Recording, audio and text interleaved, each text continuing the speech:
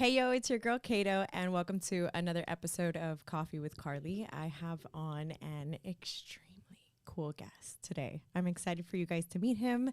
Joe, please introduce yourself for everyone who may not know you. You know, I go by Yosef or Joe, depends. I have half and half, kind of creative personality issues. I'm well, people know me as the founder of Boxy Charm. It's a monthly beauty subscription box, and that is, I guess, my latest claim to fame. Okay. And that's how we get to meet, right? That is how we got to meet. So Yes. I call him Joe, by the way. I had the opportunity of meeting Joe because Boxy hired me as a model for one of their campaigns they were having, which I actually made lifelong friends that day. So thank you. And then we met at the event you guys had afterwards. I think it was about a week later. I actually wasn't supposed to be able Was to it make the one that at the event. bar over there in the Gables? Yes, Okay, exactly. remember. And I just started speaking to you at the bar. Yes. And I was like, what are you here for? He was like, I own this company. I guess it's better if we say Boxycharm was the largest full-size beauty box in the world. Mm-hmm. We sold more than 1 million boxes a month. At the time when we sold it, I think it was 1.2 million. And eventually, I exit the company in 2020. I sold this to competition for 500 million, and that's basically what got me to be a little bit more known in the business arena. I would say, Of course. because before that they knew me in the influencers knew me. I was known in the beauty industry, but once I actually sold the business, got on the major news media, that's where I get a little bit more awareness on the business side. It's funny because I think most people, when they see you, they wouldn't be like, oh, I bet you he sells Makeup. Makeup. Yeah. How did you first get into the makeup world? So I started as an entrepreneur in my early 20s when I came from Israel. When I was done with the military, I came down here. I was an international student, and I was really living from like day by day. I was trying to make money out of something. I was trying to sell stuff out of a car just so I can pay the out-of-state tuition. And eventually I ran into this idea that was I can sell truckloads, but I flip them. And I opened a company called Merchandise Liquidators. Mm-hmm. Got all those contacts from Walmart, Macy's, all those big chain stores. Got all their liquidation, all the items that they want to liquidate, and I would flip it. Company called Merchandise Liquidators, and I had $375. That's how we started. Okay. That's where I learned internet marketing, early 2004. And I want to say around 2008, 2009, I understood that instead of chasing electronics and jeans like everybody else, makeup is the shit. Yeah, it is. No one was touching it because all my competitors were men, and they were going after the same thing that men, like sport shoes. Like, there's no profit in it when everyone is chasing the same goods. But makeup, oh man, the stores couldn't give it away. Nobody wanted that. And the people who bought it would always come back and buy more, and the profits were insane. The conditions were much better than the garbage electronics, damaged electronics from Sears we used to sell. Mm-hmm. So I doubled down on makeup. And I think it was starting as a mistake when I got the wrong merchandise, or I thought I did, and then I found out it was good. So that's how I started with makeup. And around 09, 08, I chronologically I don't remember the year, but that's when my business started booming from 600,000 a year to 1 million, 2 million, 10 million, eventually 5 million, 10 million. That was liquidation business. And it was all because of the makeup. How fast did it grow from being nothing to something? So in the liquidation space, it's different than other businesses. Everything you have to pay up front and worry about selling it later, not when you're not a broker. And I was growing very, very slow while I was an international student when I graduated my business degree over here. Because I was in school. Every penny I had to go put it back in. So I wouldn't count the years until 08.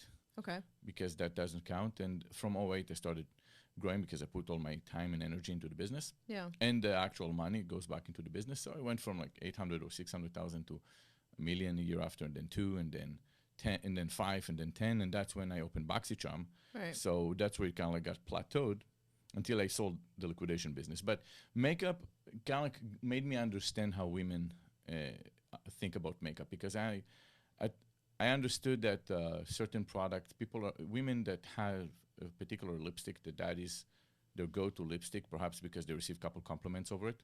That's it. They'll marry that lipstick, right? That particular shade, that particular color, because of that. And and they would, once it's discontinued, they'll buy it or they'll overpay for it on eBay or Amazon because that's the only place to buy it, and that's the so I understood the passion around this, and then 2012. Because I had makeup, I mean, I bought the domains wholesalecosmetics.com at the time and all those. Anything you would type in wholesale makeup, liquidation for cosmetics, you would find one of my websites. And you would. So subscription boxes in 2012 were about 2 years old, and that's when they bought from me products because their concept was, I will buy, I'm not paying for the products, I'm only paying for the delivery and so on. So the brand had to gift free stuff. Okay. And when no one wanted to give them free stuff, they would go to a guy like me, a liquidator. So I looked at it and said, oh shit, I'm doing it wrong. I can do it better. And I did do it better. Did do it better. Much better.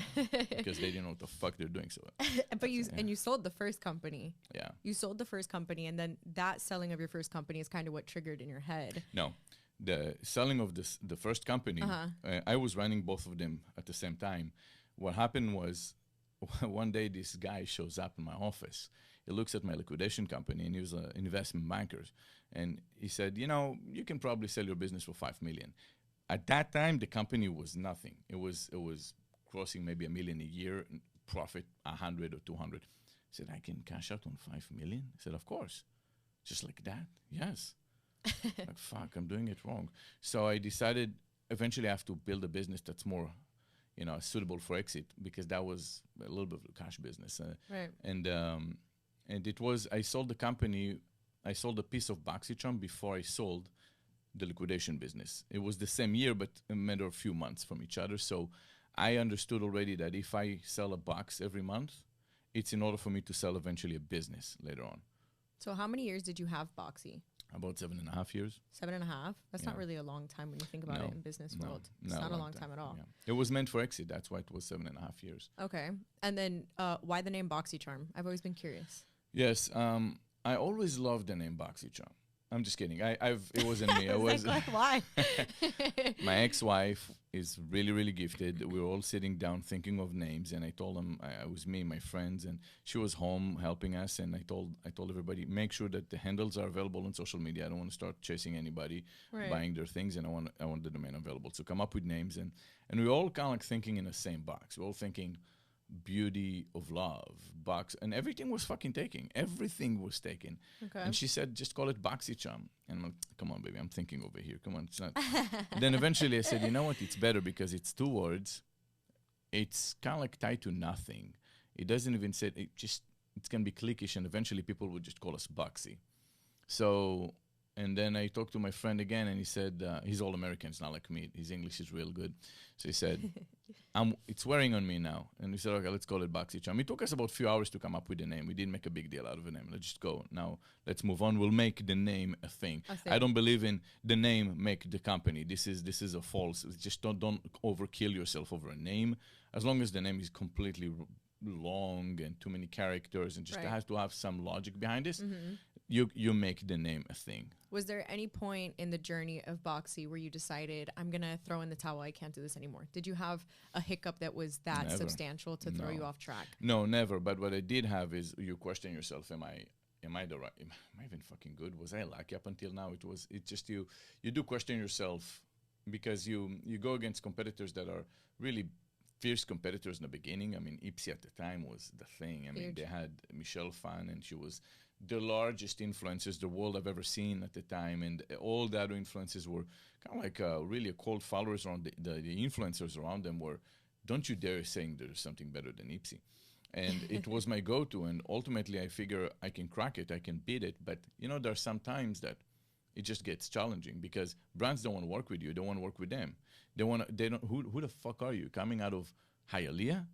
You're coming over here to New York City, a place where it's the mecca for the beauty industry. It's all corporate people, a very, very cliquish space. Everyone has a particular lingual, and I was trying to come in and blend. And the thing is, it was hard because no one knows anything about subscription box except Birchbox, and then you shows up as a wannabe. And we don't even want to work with Birchbox, and now you're here. If anything, didn't want to work with you either. It was So it took us years to get them through the door. Yeah. Yeah, we'll talk about some of the biggest influencers ever. You ended up with the Kardashians. Yes. How was that experience? Amazing. Yeah. Yeah, amazing. I honestly, I can't even fathom the steps you had to take to get there, but you got so big so fast. Boxy, I feel like you blinked and it was everywhere on every single influencer. I bet that's what it looks like, That's right? what it looks Yeah, like. Yeah, was of course. You were on every single influencer. You guys were at Coachella, right? Yes. You guys used to do some of the biggest events. How soon into Boxy did you even start working with like influencers, period? Was it immediately? No, or- influencers were right away. Actually, the influencers were the easiest one because Okay. influencers, we started pretty early. So 2013, 2014, we already started contacting influencers. We really pushed Boxy in 2014. And when you go in 2014, it's not like today that you have barriers to enter. You can't even talk to them. You could reach out. And I decided, there are few like me probably that reaching out because they understand the potential. But if I can reach out better, so if I'll go and throw dinners to them early on, if I can go and just meet with them and invite them to just meet with them, not even transactional, just hey, what's up? Like that's it. You build relationship. And I remember that there was one influencer, Kathleen Light. She was at the time with 100,000 followers, but I could tell she's going to be at 1 million very soon.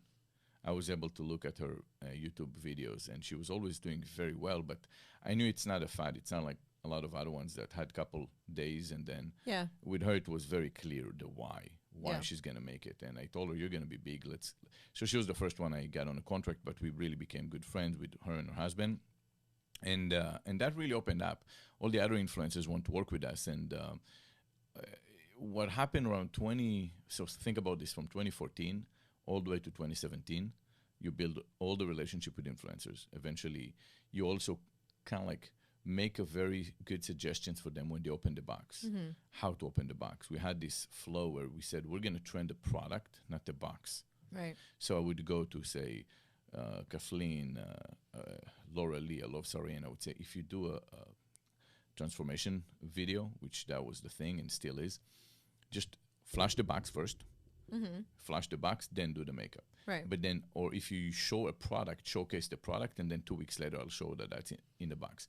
So we were using the relationship very strategically to make it cool. So around 2017, the big brands looked at products that just started trending, and eventually 2 or 3 weeks later, we said, oh, it's in the box. Yep. And they said, how is it that they always catch up those companies that are about to make it with one palette? And then they found out, oh, no, they're the one doing it. They're making a brand cool. Right. We want to be cool too. So because if you were in Boxy, you were fucking cool. Yeah. It was what it was. I had your boxes. I was an influencer for you guys for a little bit. I remember. Those boxes were the coolest things in the entire world. The way that it came and how it was packaged, when you opened it, each little piece. And you actually spoke about it before, that you wanted to make sure that everything inside the box created excitement when you first opened it. Yeah. So you wanted the packaging, the actual product, and all of that to create the excitement when you open the box. But then your box was very simple, and it was black. And was there, I mean, did you put a lot of work into the actual black box itself, or that was just simplistic? You know, let's talk about the cool first. 2015, there was the first event we did with influencers and brands. And there was a lady, her name is Tal, and I think the name of the company is Vincent Academy. Okay. And she told me, you got to chase the cool factor. Chase the cool factor. And the cool factor was, and she gave me one example. She told me Beats by Dre. She was the managing director, I guess, at the time for the marketing for Beats by Dre. Right. And she told me how she did this. And, you know, those moments where you go and you meet with lots of people, and there's that one aha moment that was very strategic for your box. This is it. For me, it was, I mean, there are few, but this is one of them. And it was definitely a cool factor. And you say, how can I stay cool? Well, what is cool? Cool is the one that is on top of mind. It's the conversation. Right? You can have CDs and you can have DVDs, the mini discs and the CDs, right? One came late, it was much better, but it just didn't catch on, right? You want to be the one that everyone talks about. You want to be like the Apple products early on when everyone were just talking about Apple. You want to be the Tesla of today that everyone talks about. You don't have to put a dime into marketing. How can I be that cool? And that was everything we did. So eventually it starts wearing. And then once you start saying, oh, that makes us cool. Oh, that makes us cool. Okay, now let's keep on doing this one. Don't do the other one.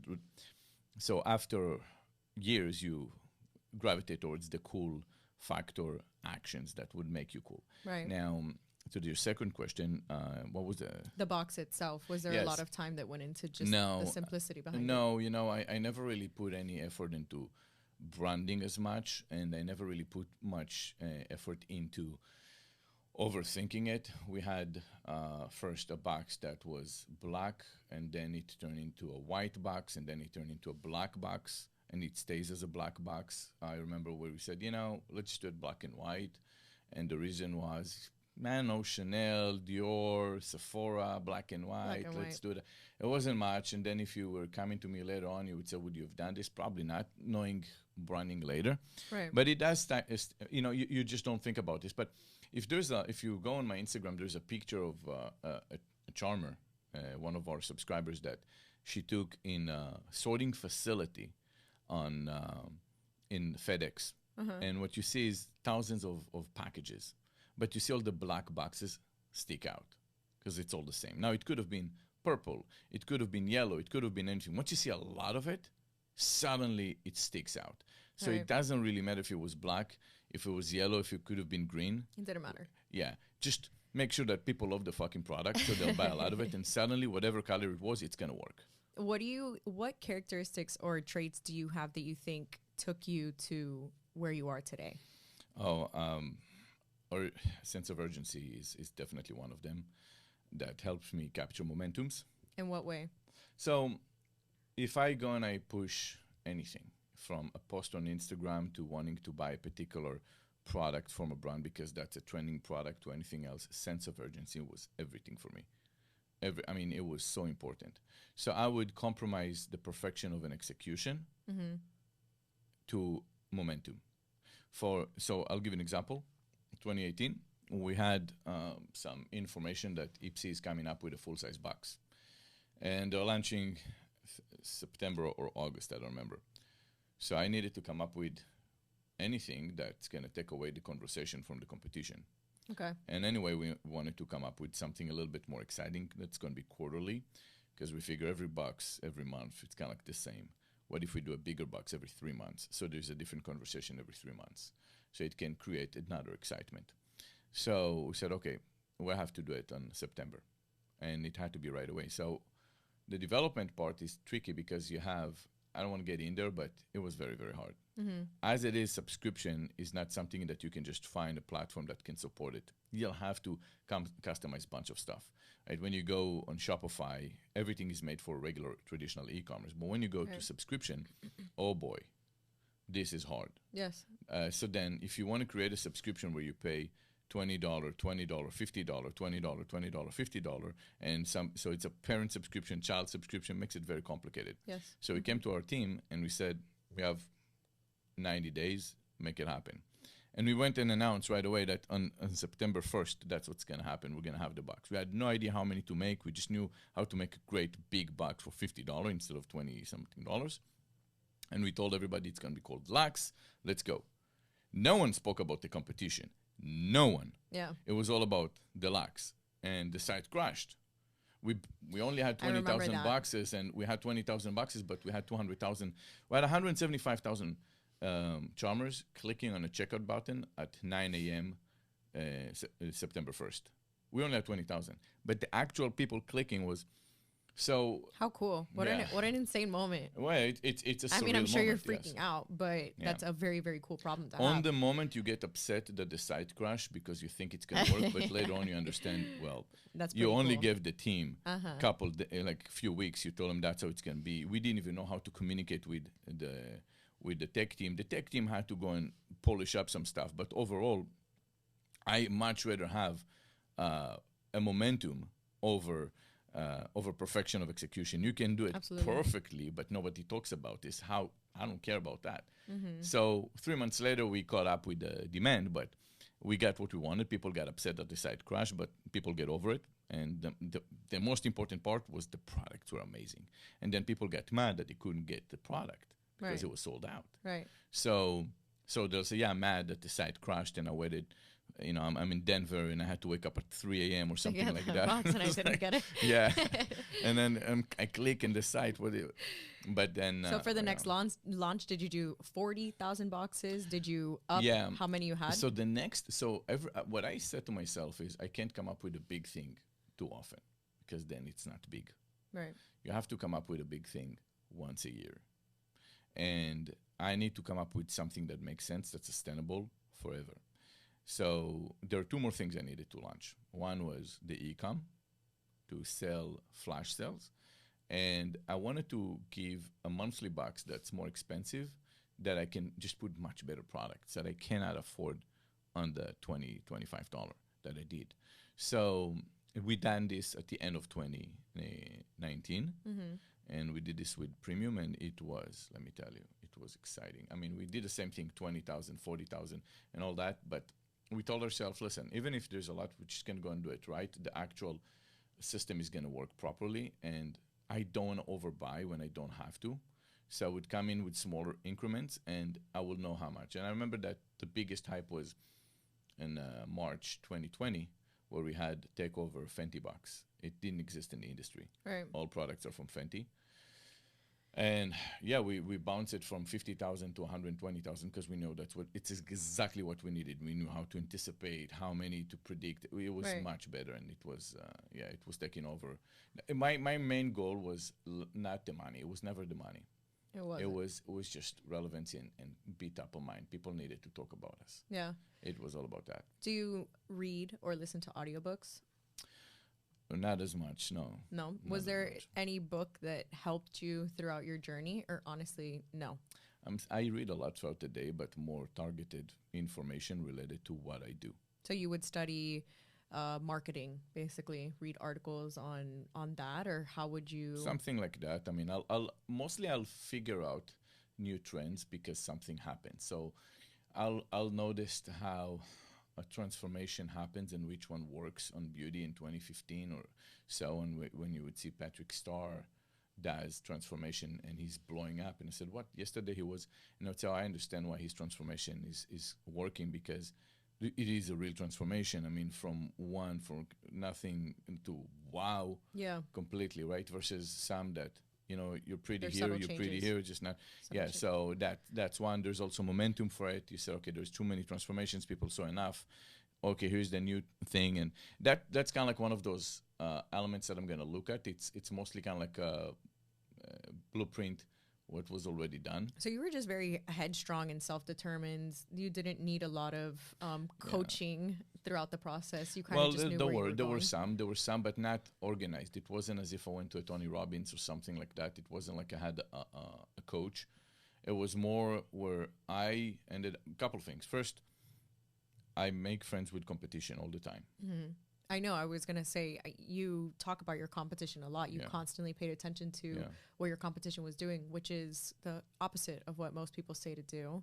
Yeah. But you've preached before that you think that's the I most learn important everything thing. I can about the competition. Unlike Gary Vee said, I don't give two fucks about them. I don't know their names. Oh, no. I have to know their names. It is part of my success. Right. I'm not saying he's a successful person. He knows what he's doing, but there's more than one way to skin a cat.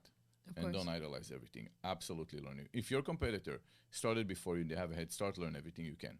In today's world, if it's all online, you can pretty much figure out the blueprint. The quote that I liked, and I heard this when I was a kid, you can invest millions in research and development, or you can invest thousands in industrial espionage. So that's definitely a way to grow. Do you have a daily routine, some process that you do every single day? What's your process? You look like you make your bed. Yeah, I do make my bed. Yes, absolutely. I like making my bed because I don't want to I don't want to come back to anything messy because it just messes up my whole day. And I feel like, okay, I'm done with the first task. It makes me, okay, now what was the second thing I have to do? Okay, I have to go on the flow. But I don't create too many tasks for myself. I only think about the important ones. I have friends that have a whole day by the minute. Every day I can't do that. I'm ADD. It's just not for me. For some, great. But for me, as an ADD person that can sit down for too long, I can say, all right, 2-3 things a day that are the most important. Everything else, leave the day open. You can wait. Yeah. Right. Yeah. Just I know what I need to do. Everything else, I keep it open. This way I can go, I can read, I can be online. I'm available. If And during Boxy, it wasn't any different. I mean, I knew what I need to do every day. And I had one or two things, and that's it. I found that moving out of the office to, say, a restaurant makes me more productive, but then not staying too long outside and going back to the office also makes me productive. I need that mobility, because in the office, you're kind of like turning off fires. Your head is not in the same place. Then you go to a restaurant, you can respond to a couple of things you needed to catch up on. Mm-hmm. You get back, you're a little bit more clear. You have things going. And so I don't have a particular flow where I can suggest people how I do it. All I can say is that I focus on 2 or 3 things a day at most, and that's it. Well, you found a way to work with your characteristic and personality. Correct. Instead of fighting it and trying to become something you're not, you just focused, how can I become successful with what I'm good at? I learned that most of my best ideas, and I'm an executionary person. If I have an idea, I fucking execute. I don't just have an idea, I talk about this and that's it. And that it's useless to just have an idea. It's absolutely useless to have just an idea. You're just like another person. Everyone has ideas. No one sits down with no ideas. We all have ideas. Can you fucking do something about it? So my zen is kind of like middle of the night. Really? I usually wake up in the middle of the night with ideas, or before I fall asleep. Sometimes it happens around where I'm half asleep, half awake, where I can see much more clear, because there's not too many input of thoughts, and I can come up with something, and it's gonna hit me. It can happen during the day, but that's those momentums where I feel like I'm at my best, thinking of. I can't meditate. I could not find myself to meditate, but this is, I guess, a form of meditation where I'm in my bed thinking about something, just drilling into a particular thought, going deeper and deeper and deeper, and that's where I can only do it at that time. Call it meditation in an unconventional form, yes, and that's my thing, and that's where I find myself coming up with the most creative ideas, and then I wake up in the morning super excited, running to the office, calling everybody, okay, let's stop everything we're doing. I got something better, and let's go. That's usually what happens, yes. So then what was your first feeling, especially since you do have this ADD type of brain, when you wake up and you don't have the responsibility of Boxy anymore? Your first day waking up, where you just are like... It wasn't like a first day, but I needed processing, but then it hit me one day. How long did it take to... I feel like from what you were at, and then you just all of a sudden don't have that responsibility, you let go. 6-7 months.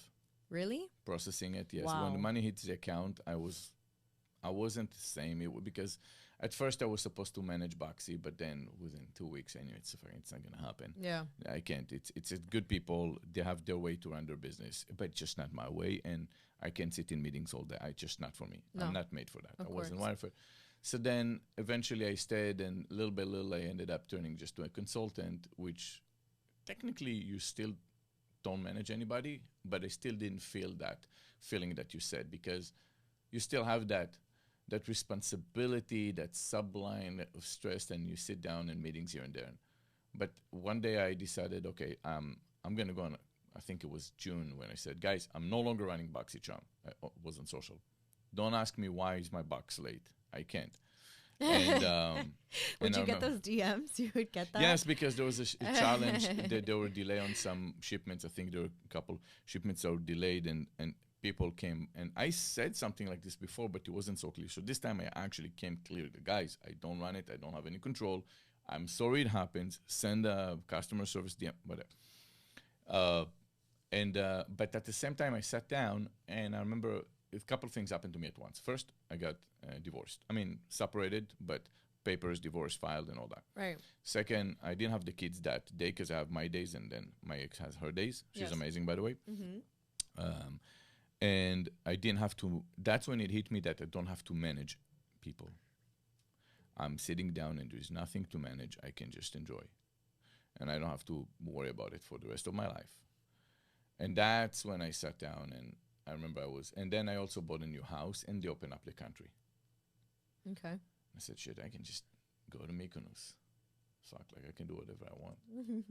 And that's when it hit me. So it took a minute, because when you get a wire and you see the money in your bank account, your body doesn't process nothing. Your brain doesn't process that yet. Where were you when it first hit? Did you wake up and it was there, or you were? No, I was sitting. Appeared? Okay, so it's not my first exit, and I've been through this. Mm-hmm. It never hits early. So when they send a wire, it takes hours. Either they take hours to actually press the button, or the bank takes hours to actually send it to your bank, whatever it is. It's 5, 6 p.m. That's when you usually get the wire. So where were you? Do you remember? Office. Really? Yeah. You were at the office? Yeah, I was at the office, yeah. Because in my mind, I thought myself, if it happened, I mean, I knew I'm going to get it, but, you know, you say whatever, you know, if it doesn't happen. But it's impossible not to happen, so. And now I can ask you, does money solve all your problems? Of course not. It makes you comfortable. You can focus on, it's kind of like a company where you say, well, I have no employees, so I have to do everything. Well, I have one person, they can manage all the billing. Okay, now I can do everything minus billing. It makes a little comfort. You can be a little bit better. You can get a little more out of yourself, right? That's what money does to you. Money doesn't, if you're a happy person, and I think people have said this many times, you're a happy person, you're going to be happy with money. You're not a happy person, you're going to be unhappy with money. So in retrospect, you'll see where people like to demonize wealthy people. And they would go and show how, well, you know, their kids, they're happy. And, well, some, I mean, you can have it also in poverty, right? It's just human being. The same way. Yeah. How have your kids influenced you through business? You know, the fact is you feel bad when you're not with them 100%, and it's mentally. Right? When you're with them, you're not 100% with them when you run a business and you're challenged and you have a crisis. Sometimes you do, but I'm just a guy that's just, I can't do two things at once. It's very hard. So I'll be with the kids, and I feel like I'm mad at myself because in my mind I'm thinking a couple things about tomorrow and what I have to do. And I felt like it would be probably the best thing I do as a father to sell the business, because every month I had to get about 1.2 million ladies excited over a box. Every month, a different box. Yep. It's draining, it's challenging, and I need to be a father too. And it was one of the reasons why, because I know it's not something you pass on to your kids, and nobody wants to take that kind of, every month, it's just very hard. Yeah. Doing it for 7 years. So when I sold the business, like I said, a couple of things happened at the same time, the whole COVID situation and everything else, and then we also broke up. And we broke up before we sold the business, but I was available now. Yeah. I was available to actually mentally be free from any thoughts. I don't care anymore. Like there's nothing. Even the time when I was consulting, I was able to really be present with my kids. And with people, family in general. And 100%. stuff, I'm sure. Yeah, because being at a dinner and having everything that was happening around you happen, you're focused on emails, phones, or the next day, or what can you, 100%. It's always the next It's a few 24/7. steps. Right. So now that you have a moment that you can actually breathe, have you thought of next steps that you want to get to? Yes. So, you know, when you get that kind of cash, it's not like the previous cash that I had. This is a different type of cash. So I thought it would be reckless if I don't know how to park my cash and how to manage my money. I need to learn money engineering. Absolutely. Right. And if I build another business, I'm not going to give myself the chance to really learn. So before, I can always come up with another business. I can always come up with another thing. I have ideas from here. But if I'm going to just jump on it and get another employees and all that stuff, first I wanted to rest a little bit. I need to be with my kids a little bit. But also, it's going to be imperative for me to know how to manage my money. And then once I acquire that skill set and build a portfolio, then I can go in and start a new business, because then I only have to enrich it as time goes by. And that's easy. But my mind is not going to be there if I have to build a new business now. If I sell microphones, okay, and I have to learn everything about this, the plastic compositions, the metal compositions, the manufacturers, how to sell it, what are the marketplaces to move it, what are my competition, what they eat for breakfast, all that stuff. Do you think I'm going to have, my mind is not going to be into managing the money. And let me learn about the stock market. I want to learn about options. I want to learn about futures. What is futures? How do you do it? What are future contracts? What is the stock exchange in Wall Street versus Chicago? It takes time, right? So I said, let me perfect one, so I don't ever have to worry about this. Next time I have cash, I know how to park it. And thank God I did this, because notice there was a bull market, and then it turned into a bear market, and I was able to enjoy the bull market and get out before the bear market. And if I was just putting the money with advisors, Yeah. I would have been stuck right now, like everyone else, because no advisor told people pull the money out. No one did that. Right. You have to go and learn for yourself and make your own decisions, do your own, just be not intuitive necessarily, but you can go and look at the market yourself and understand that they've never saved anybody before in the bear market. They're not going to save them in the future. Right. So it's up to you to be careful. There's a lot of people right now that are starting businesses. So speaking of starting new businesses, is there anything that you consistently see, or any times where you're scrolling on Instagram, maybe any type of social media, where you check out another brand and you think to yourself like, oh, they're doing all this wrong, or they have this type of potential? Is there something that you feel like with all the new businesses that are being formed, there is one constant across the board that I don't like people to are look at missing the things mark? as wrong. I don't think looking at things as wrong in terms of building a business, because you're gonna make mistakes. Yeah. You need to the idea is that you start, and those mistakes are gonna be your teachers, right? Right. It's gonna be what's gonna grow. I think the only comment I have looking at social media, where I see people idolizing all kind of gurus, and including myself. Don't idolize me, okay? But your first person that I think that in a generation or two, it would be nice to see that your mentor for money would be your parents. I think up until now, people grow in a place where they're coming from an expectation where the parents are going to teach them how to get a job. And if you come out of your house and you're saying, I'm going to go to school so I can get a job, and that I'm going to go to school so I can open a business, that's the first mistake. You should think about how can your kids will leave the house thinking opening their own job because they're independent. They're not going to go as dependent. Okay. That is the first thing. So think about that as a parenthood. As parents, can you give an example for your kids to understand the other option is opening a business, Right. right? If you look at people making mistakes and all that, I think it's okay. Trial and error. You need that. If you didn't fail, you didn't try hard enough. What was your biggest hit that you took financially from a mistake you made?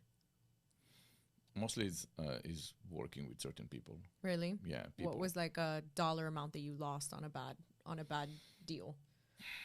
It wasn't a deal per se. It's employees that came and make reckless mistakes, and as higher they are in the organization, and the bigger the organization is, the deeper the dollar, the more the dollar amount is. Yes. So we had one person that was costing us millions. Jesus. Millions. We're big enough to observe it, but it was painful by any standards, and no matter what the company is. And the mistakes were catastrophic, and the person was doing their best. That they weren't, meaning they would work more than anybody else. They were just not good. And it's something to say about this. Like, what makes some successful? Like, some people are just really good with what they do. Yeah. It's very easy to see it when you look at basketball. You see LeBron James. Why? Well, he's just really good. Yeah. Break it all down, like he's really, really good, right? And others are not as good, period. He has skills that others don't. He doesn't have to perfect all the skills. Just he has skills that others just don't, right? Yeah. Same thing with business. Same thing with anything else. Some people make better decisions and they see things others don't see. And yes, it was definitely coming down to it. And I think I did post about this. An A can solve a problem that 1,000 Bs wouldn't be able to solve. It's really not about A is just a little bit better. No. It's a whole different ball game. If you have an A, he's only going to hire an A. A B is going to hire a C, because a B understand there are Bs, they're not A's, and their self-preservation and organization is above their performance. They want to make sure that no one's there to take their job, so they kill all the A's. Make sure if you're a high-level manager, you're gonna make sure if someone's good, chop their heads off. A's and B's gotta go because they're a threat. I need C's, and they're decimating your organization. So you feel that. I mean, you learn that, and then you grow out of it. You move. Then it happens again, because emotionally, when you deal with people and you want to fire them, you're gonna make the same mistake again and again. Your history would repeat itself for that reason. We're human beings, so you're gonna see another time, the same said, give her another chance, give him another chance. They relocated, they have children. I don't want to. And a year goes by, and like, I just told myself. And then when you let them go, you find all the errors that were made that you didn't know, because they're masters in disguise. They know how to hide it. So yes, humans. Humans. Was there any specific skill set that you were looking when you were hiring someone, or could someone give like an incredible interview and you would hire them regardless of degrees? I mean, when you were doing the interview process, what were you looking for when you were hiring people? When I did the good interviews, it depends on the position, by the way. My thing was, if you're coming for marketing, and I'm a product person and a marketer, right? I would interview marketers, and I would ask them the three questions. What do you do with $5,000? You have a jewelry business online, $5,000 to spend on marketing. Shoot, what do you do? Now, if they answered and that, I'll go to, now you have 100,000 every month. What do you do?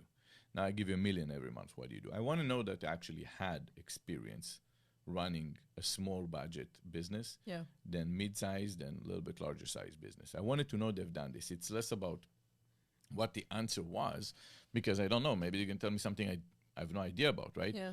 It's more about, well, with 5,000, there are three things I do. There is a community called blah, blah, blah. And then when you post this, you really don't need to cost.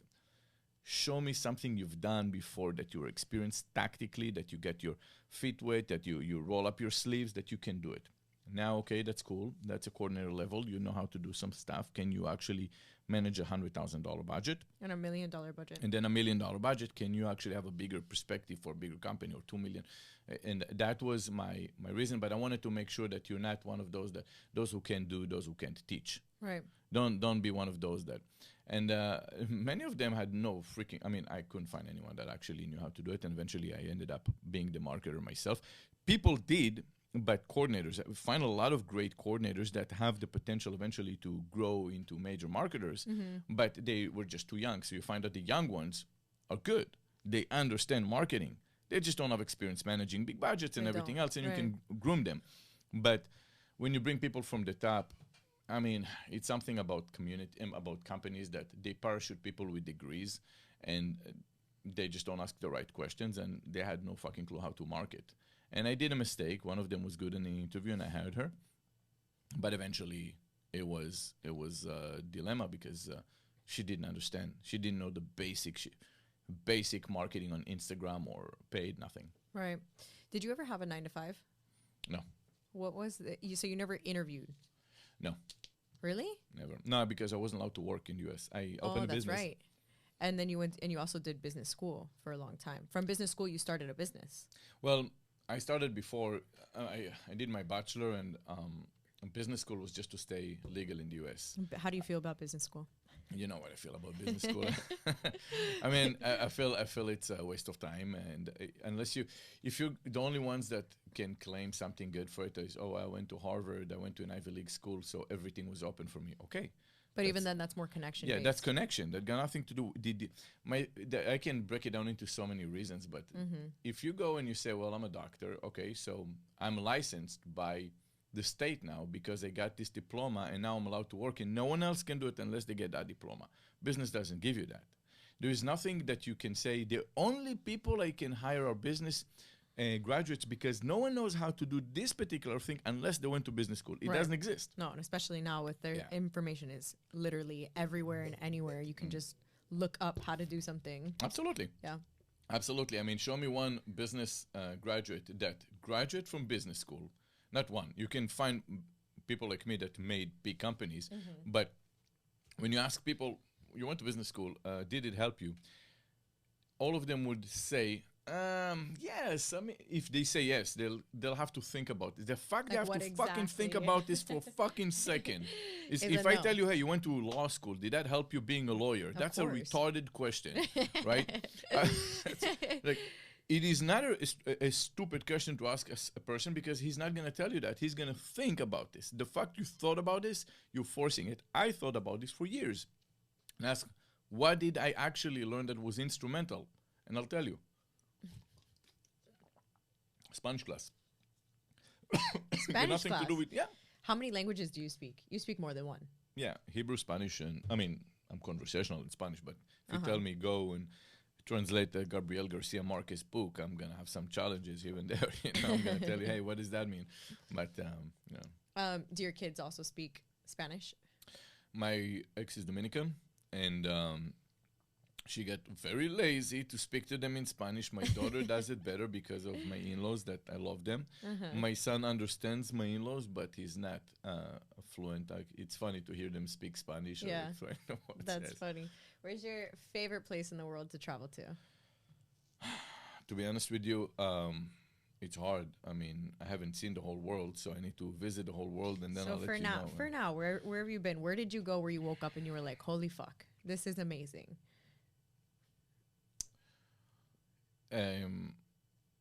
Well, I loved Turkey. It was, Istanbul is an amazing city. Really?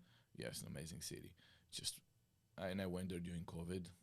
Only tourists were able to go out. And let me tell you, it is definitely go visit Turkey. Istanbul is an amazing place. I can tell you a lot of traditional places, like if you go, south of France is beautiful, but it's very similar to the hometown where I came, where I grew up in the Mediterranean, in Israel. Israel is Jerusalem. Visiting Jerusalem, all those sites, it's Beautiful. it never gets old.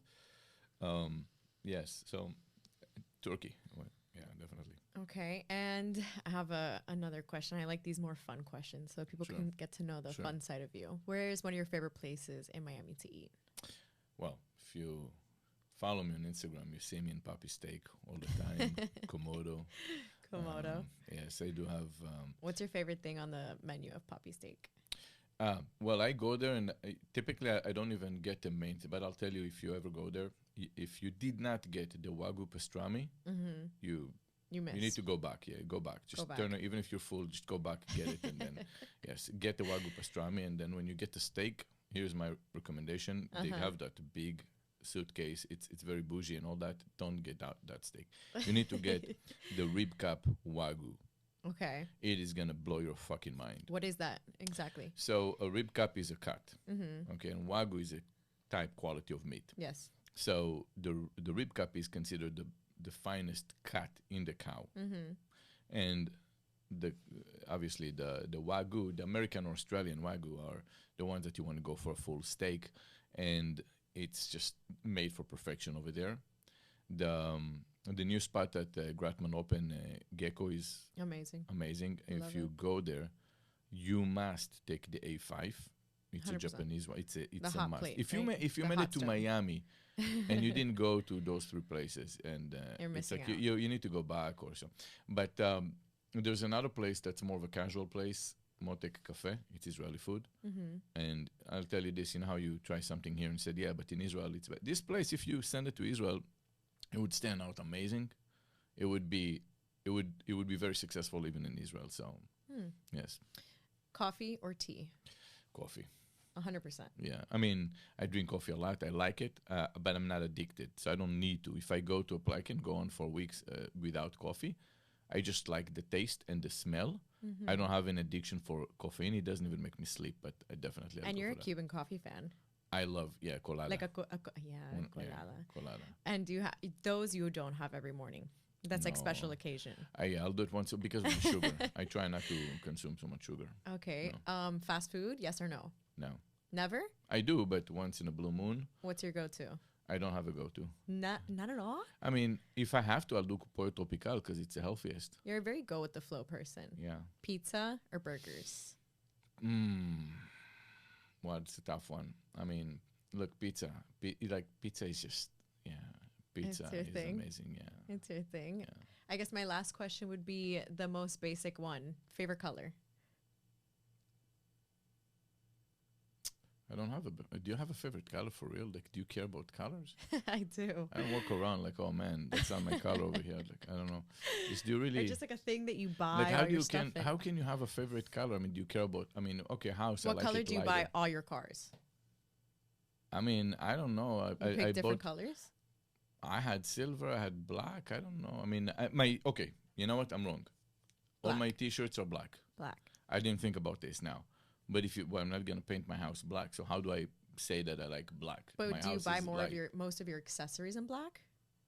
I don't really buy accessories, but if I buy shirts, I Like a usually phone case, your I don't really think you about don't buy it. into any of that. I don't, yeah. You're an extremely go with the flow person. That's kind of why I wanted to ask more personal questions. You kind of just go with whatever you're feeling that day. Yeah, I mean, I'll buy stuff. One time I bought so I like the series Narcos, and there was a phone case I bought that had Pablo Escobar with the serial number over there, just because of the series Narcos. I thought it's cute, and then I started so I would take some pictures, and people would see the back of my phone, and they said, "Oh, why are you doing this? He's a bad person." And then I said, "Oh, they don't get the whole series." Yeah, so I had to take it off because. Even not just Colombians, I had people from Venezuela tell me, you need to take it off. You killed a lot of people. I'm like, oh yeah, you're right. Took it off. But the point is, I didn't really think about this too much. Yep. Yes. Did you have any person that you do currently look up to? Or did you ever, someone that you sort of idolized, or you just thought, I want to try to do it like him?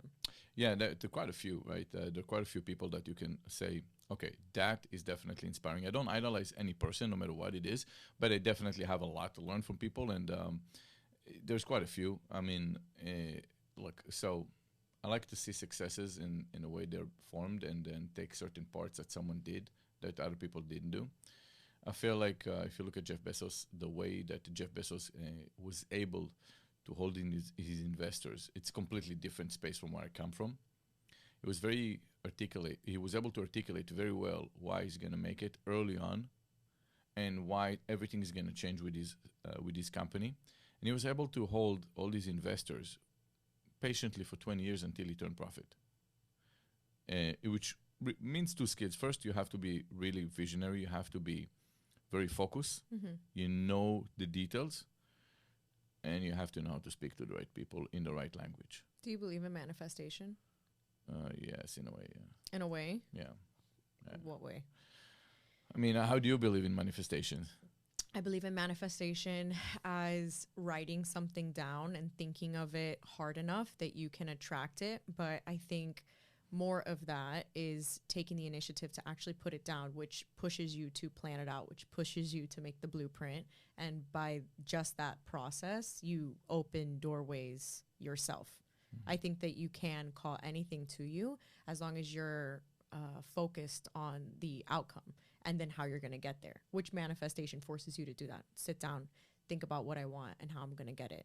So I believe in it, but I don't think it works like magic. I don't think if I sit in my house and go like this long enough, all the money's going to flow into my home. But I think if I follow the process and the steps of following through and how I'm going to get to my end game, I could absolutely call anything to myself. So yeah, so I think that's the point, right? It's not going to happen by itself. It has to involve an action. That's why I feel like the manifestation, I said, yeah, kind of, but there's a lot of hard work to make it happen, right? But you have to have it in your head, because you're not going to work. I don't think about meditating on it, because I told you my meditation, but I think about it. If it's in my head, then I can create some actions. If those actions are going to gravitate from subconscious decisions that I made, because something was already in my head, eventually it's going to happen, right? Or maybe very conscious decision. So I saw myself doing well since I was a little kid. We never had money. My mother came down here as a living au pair, right? We had no place to live. But that was in my mind. But I mean, damn, everyone has it in their mind. Everyone dreamed that they're rich, right? How are you going to do it? Yeah, exactly. So, I mean, is it manifestation, or is it just a lot of hard work? So we all thought about this, just some execute on it. That's why I believe that just because you think about it's kind of like a lazy way for a lot of people to use it improperly. Not properly, but improperly. Saying, I'm going to think about this, so it's going to happen. I'll just keep thinking about this. Yeah, I want to think about losing the weight, but I'm thinking about when I'm having a pizza. Well, then. Yeah, I've been trying that tactic. Hasn't worked for me. Yeah, it doesn't work. Guys, it doesn't work. Joe, it's a pleasure that I had the opportunity to have you on today. Thank you so much. Thank you. Thank you for taking time out of you for having me. your fun schedule to come hang out here with me for a second. Awesome. Thank you guys for tuning in for this episode of Coffee with Carly, and I'll see you guys next week. Thank you.